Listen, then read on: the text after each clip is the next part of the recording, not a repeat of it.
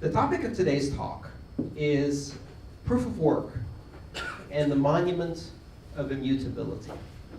I want to talk specifically about immutability and what that means in this new era of digital currencies, what it means to have a digital system that is unchanging.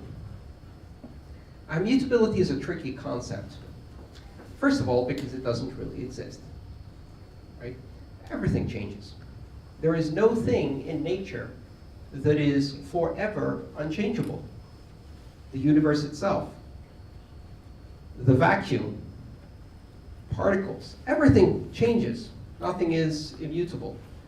So mutability is really more of a philosophical idea, but we use it in practical terms. So what do we mean when we say immutable in practical terms?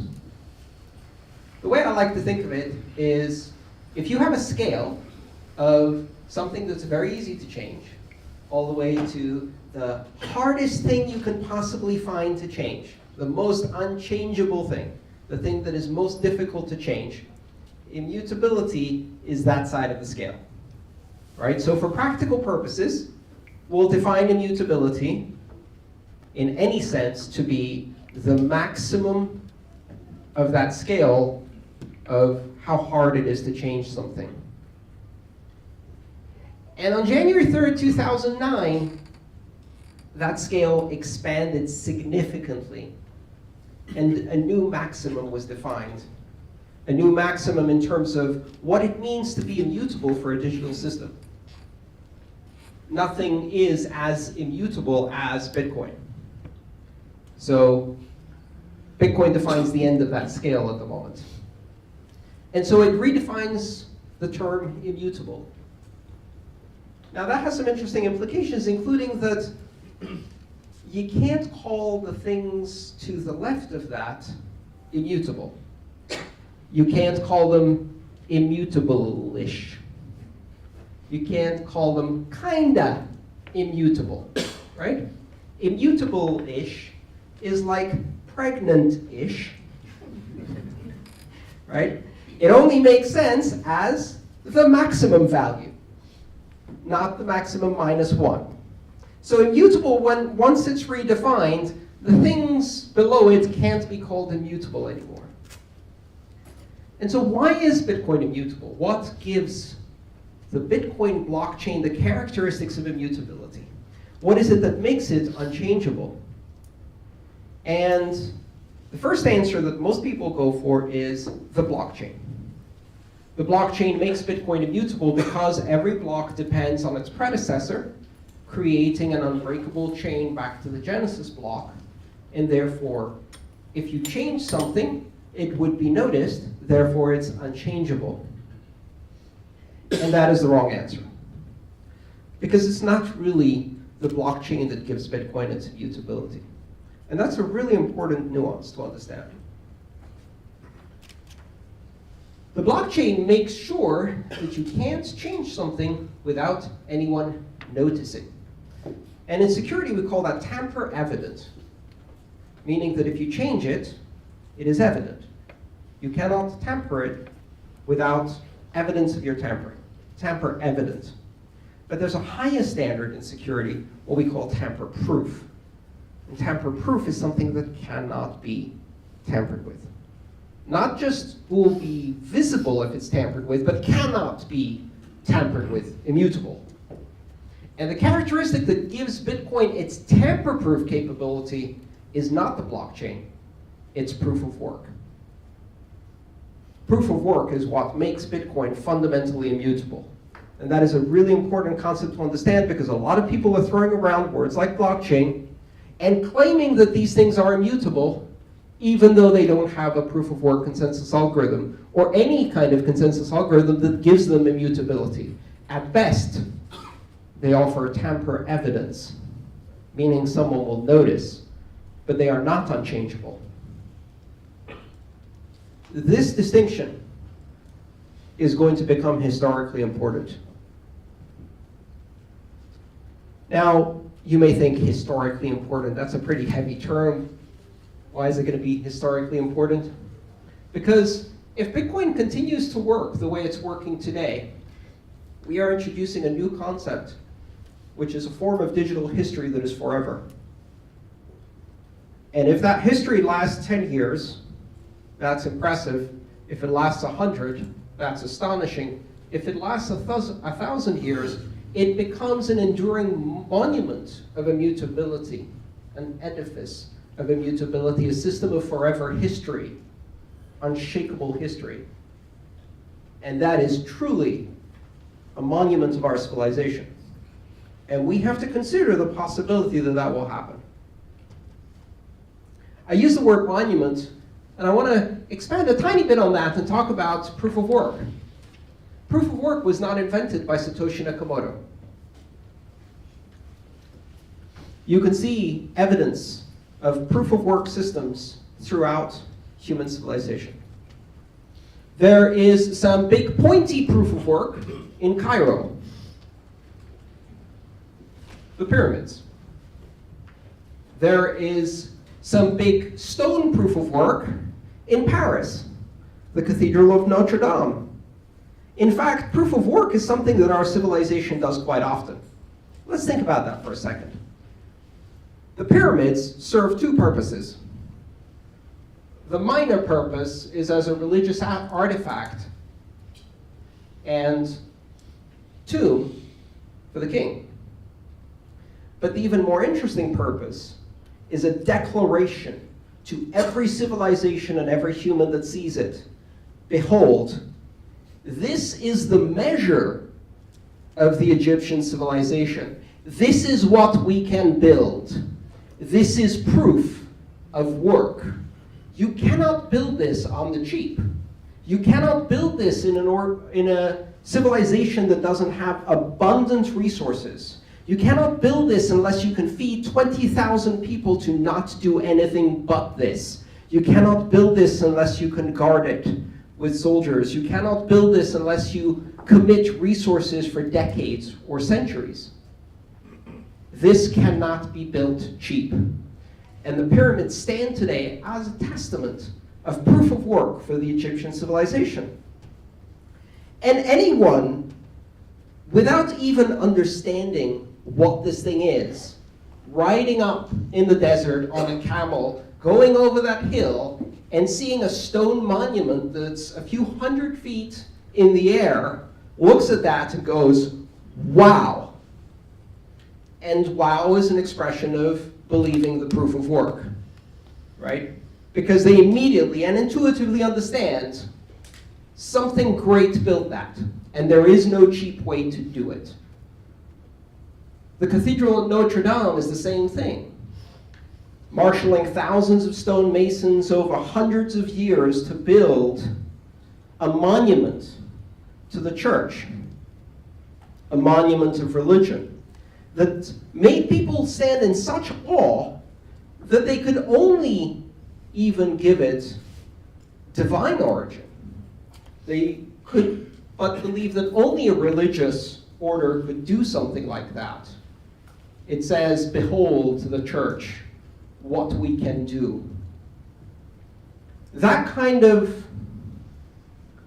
open expenditure of resources to make a point is proof of work.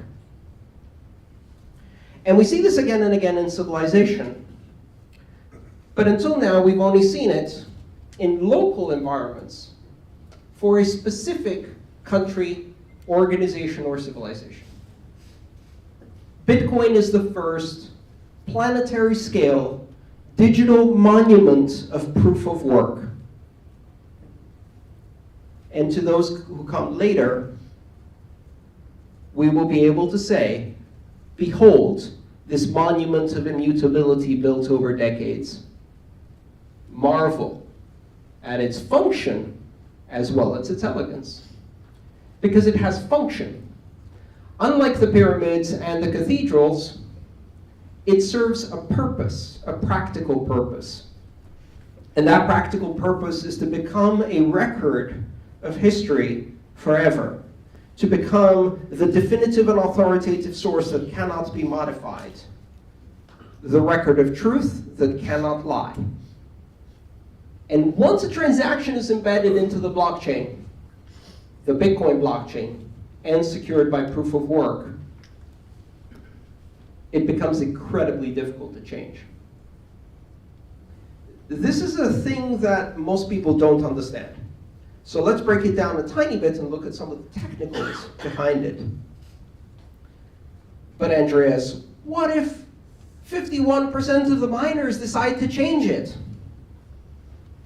What if there's a consensus attack? What if a well-funded government invests heavily in hashing equipment in order to go back and change the blockchain? So one of the interesting things you have to understand is the difference between changing the past and changing the future. The consensus algorithm as it is determines the future of the blockchain. If you have a majority of the hashing power on the Bitcoin blockchain, you can decide what gets recorded in the future. But you can't so easily change the past. And the reason you can't change the past is because every node out there is going to still validate every block and is going to demand proof of work. That block still has to carry proof of work. And there is only one way that proof of work can be generated. You have to commit energy resources to a particular block. When you read all of these articles in the media and they say about how wasteful Bitcoin is because Bitcoin is created by burning energy, they are completely missing the point. Mining doesn't work to create Bitcoin. That is not the purpose of mining. Mining is not used to create Bitcoin. That is a side effect. And the way I can prove to you it's a side effect is that one day there will be no Bitcoin, no new Bitcoin. Guess what? There will still be mining. Even after the last Satoshi is mined, mining continues. It must continue because its purpose is not to create Bitcoin. Its purpose is to provide security. Its purpose is to provide validation of all of the transactions and blocks according to the consensus rules. That is the purpose of mining, and generating Bitcoin is the side effect that serves as the mechanism of reward that creates game theory incentives to make sure that the validation is done right. Once you understand that and you realize what we're paying for is security, it changes the perspective slightly, but it's much deeper than that. You see, a lot of different consensus algorithms have been proposed. Proof of stake is one of them. And many of these algorithms use the native asset to stake into the mining algorithm, into the consensus algorithm. Meaning, I'm going to commit X amount of my currency in validating the next block. And if I fail to validate it correctly, I lose that currency. Right? But if I validate it correctly, I gain a small fee. And here's the news. Proof of work is also proof of stake. But proof of stake is not also proof of work. Let me explain that to you for a second, because this is a really important point. When miners commit to a specific block, they're creating a candidate block, they're stuffing in all of your transactions into that block after carefully validating them, and then they take that block and they commit to it by hashing against it, by doing the proof of work mining algorithm. Essentially what they're doing is they're saying, I'm going to stake $1,000 worth of electricity or $10,000 worth of electricity behind the security work I have done. And if I haven't done it right, I lose my electricity stake. So proof of work is proof of stake, because what you're staking is the energy investment committed behind the specific block that you're saying, I have validated correctly. And to prove that I have validated correctly, I am staking an enormous amount of electricity behind that. Electricity that costs money. But it's different from proof-of-stake algorithms in other currencies, other digital currencies. And the reason is that what you're staking is not a native asset, is not something that is intrinsic to the chain, whose value and future is determined by the chain. What you're staking is something extrinsic to the system. You're staking energy. You're staking something that has universal value on this planet. The value of the currency tomorrow? Maybe nothing. In which case the value of the stake you made is nothing. But the value of the electricity today, tomorrow, and into the foreseeable future is something. And that means that when you're staking electricity, you're staking something that has value throughout our planet. Proof of work is a lot deeper than we initially realize. I have a question here. Let's take questions at the end. So what if the miners decide to do a 51% attack to rewrite the past? Instead of starting from the current block and changing the rules into the future, they can start from a previous block and mine forward. And if they have 51% of the hashing power, they will eventually reach the current block in the minority chain and exceed it. They will win the race eventually. So then the question is, how long do they have to sustain it? Let's take a simple scenario. Let's say we want to go back and change history 3 weeks ago. 3 weeks doesn't seem like a long time. In Bitcoin, it's an eternity. Every day, 500 megawatts of electricity are used continuously to feed the mining process. It's just a ballpark figure. It might be more, it might be less right now. Just use that as a ballpark figure. 500 megawatts in 24 hours is 12 gigawatts of electricity, 12 gigawatt hours of electricity expended per day. 12 gigawatt hours of electricity over 30 days is 360 gigawatt hours of electricity. Over 12 months, that's 3.6 terawatt hours of electricity in a year. 3.6 terawatt hours of electricity is a lot of electricity. But it's only a lot of electricity if you take it all at once. If you take it on a daily basis, on a 500 megawatt basis running forward, it's enough to keep the Bitcoin network secure. But here's the thing. If you try to go change Bitcoin, it starts adding up pretty fast. You go back 3 weeks. With 51% of the hashing power, how long will it take to remine the blocks of the last 3 weeks? Anyone? 6 weeks. Yeah? Not quite. Some interesting things happen in between. The first week of blocks will take you 2 weeks to mine, and then at 2 weeks you're going to have a difficulty change, which is going to drop your difficulty, and then it's going to take another 2 weeks to mine the next 2 weeks of blocks. So you're going to end up approximately at 4 weeks total to mine 3 weeks worth of blocks. Here's the problem. The other side didn't stop mining, right? At 49%, how long does it take them to mine? So by the time you get to where you were when you stopped mining the majority chain and you tried to rewrite the history, they've also mined at least 2 weeks ahead. If they got the difficulty change too, they've mined even further. So now you have to mine a bit more to overtake them. Meanwhile, the miners who are doing this exercise are earning nothing.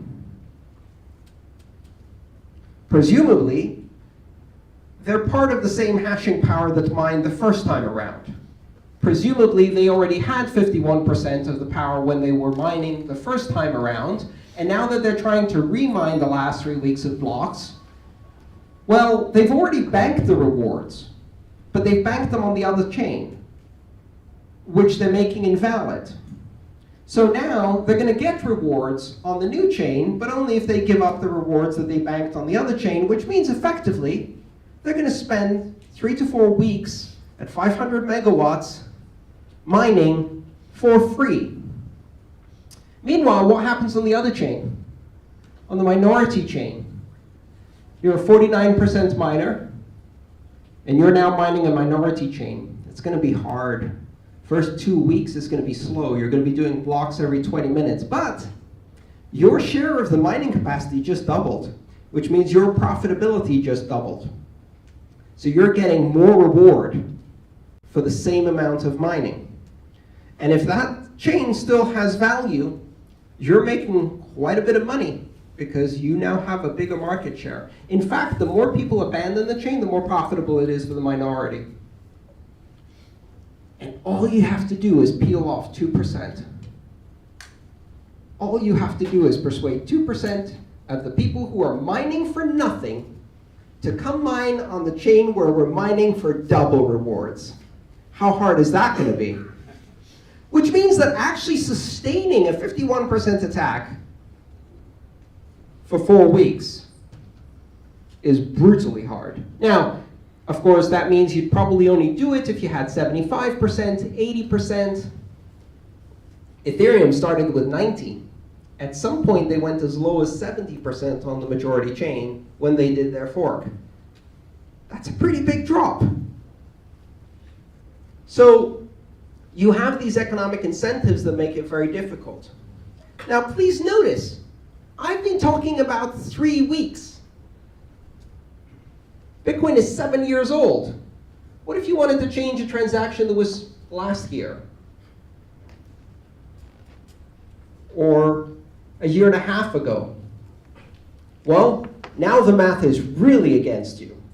Because it's going to take you almost a year to overtake that chain, during which time you have to sustain that attack and not lose anyone from your group.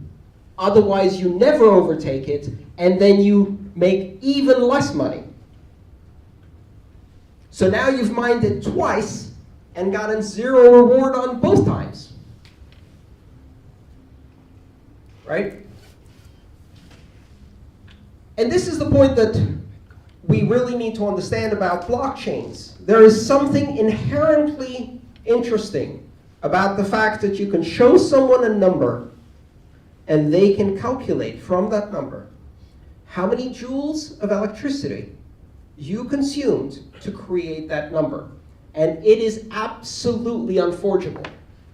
That number is in itself proof that you have done the work. That is an incredible artifact for a digital system. The fact that by presenting a number to a system that has never seen the history of the blockchain, that may have joined later, that may be seeing a false history of the blockchain, but you show it a block that has proof in it, and you show that node that number, and they know it's real, and they know it took that much work to produce that number. There is no way to fake it. For a digital system, that's as close to real as it gets. This is a monument of immutability, built block by block. And these blocks are now towering into the sky, 420,000 of them, containing a cumulative amount of work that is absolutely gobsmacking.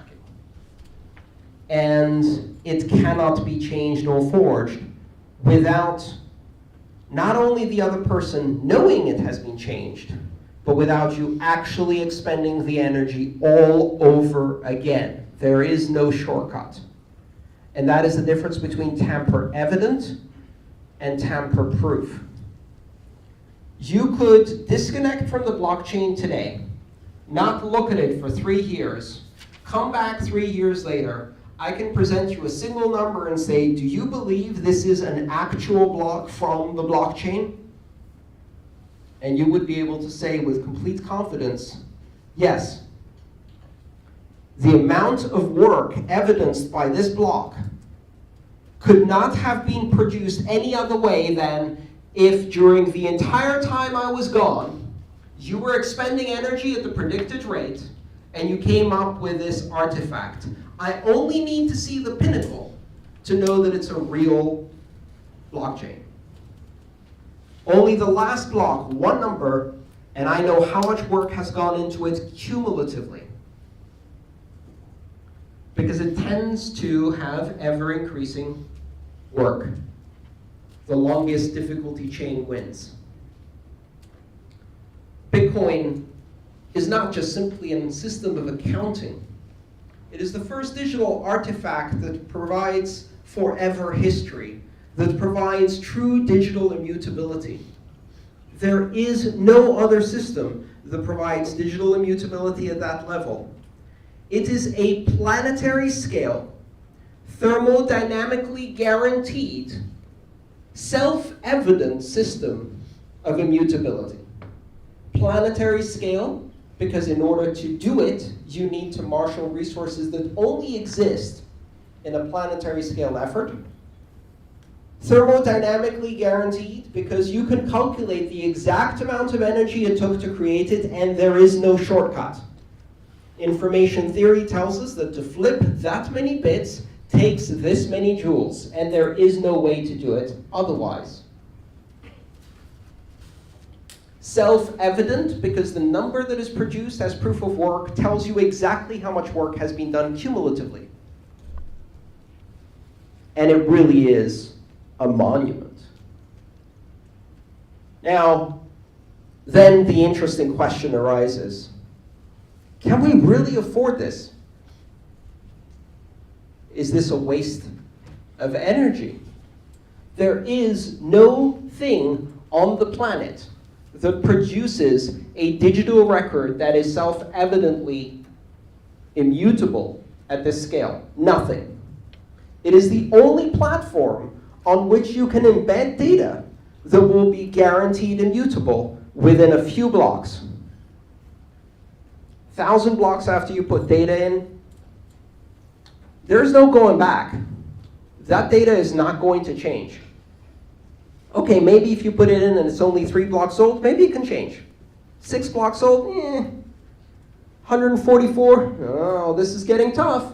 And that's a day. A week old, done. Done. It's part of permanent history.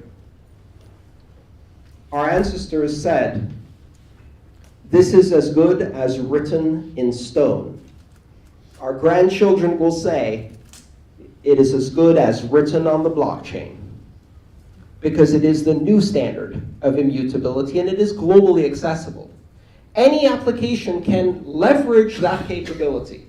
Other currencies, other chains, smart contracts, they can all checkpoint against the Bitcoin blockchain. And as long as we continue to build the monument, their little inscription, like a piece of graffiti etched into the base stones of the pyramids, will be there, potentially for centuries. And they can import immutability for the low, low price of a transaction fee. That, if you consider it immutability as a service, is an astonishing application. It has enormous implications for software. It has enormous implications for the Internet of Things, for information security, for other systems of currency, for systems of record, title, registration, birth records. History can be written on the blockchain for the low price of a transaction fee, and it may well be there for a very long time, but as long as it's there, it cannot be changed, and everyone can validate it. That is not a waste of electricity. That is the first practical application of digital immutability, and it is expensive, but it's expensive because it's giving us something on a planetary scale, and we only need one, really, and it's probably too expensive to build too. And that just means that the network effect is even more awesome, because we already have one and it's doing quite well. That one can support all of the other applications. The other applications can do much more lightweight proof of stake. But if they really want immutability, not tamper evident, tamper proof, they need to subscribe to a service on the Bitcoin blockchain. They need to record their data on the Bitcoin blockchain. If you're a banking consortium and you are signing transactions in a distributed ledger technology by taking turns, what is the cost of fabricating the past? What is the cost of rewriting history? Of saying, WikiLeaks never received any of your funds, any of your donations. We reversed all of those transactions. What is the cost of that? Thermodynamically, nothing. In on-chain money, doesn't matter. We created the on-chain money. We can create more of it. As long as there is no proof of work behind it, the cost of rewriting a ledger like that is zero. And if you can, you will. And if you can, you'll be coerced to. And if you can, when you get a subpoena, you must. And so these blockchains are not immutable. These blockchains are mutable as hell. They're fickle blockchains. To go to the other side of the scale. They're transient. They're meaningless. They have no weight of history behind them. They are whatever the last signer says they are. They have no weight. This year, we're at war with Oceania. Next year, we will always have been at war with East Asia. History is written by the victors, not on the Bitcoin blockchain. We don't do 1984 on the Bitcoin blockchain. History is written by the expenditure of real-world energy, and there is no cheap way to forge that history. Thank you.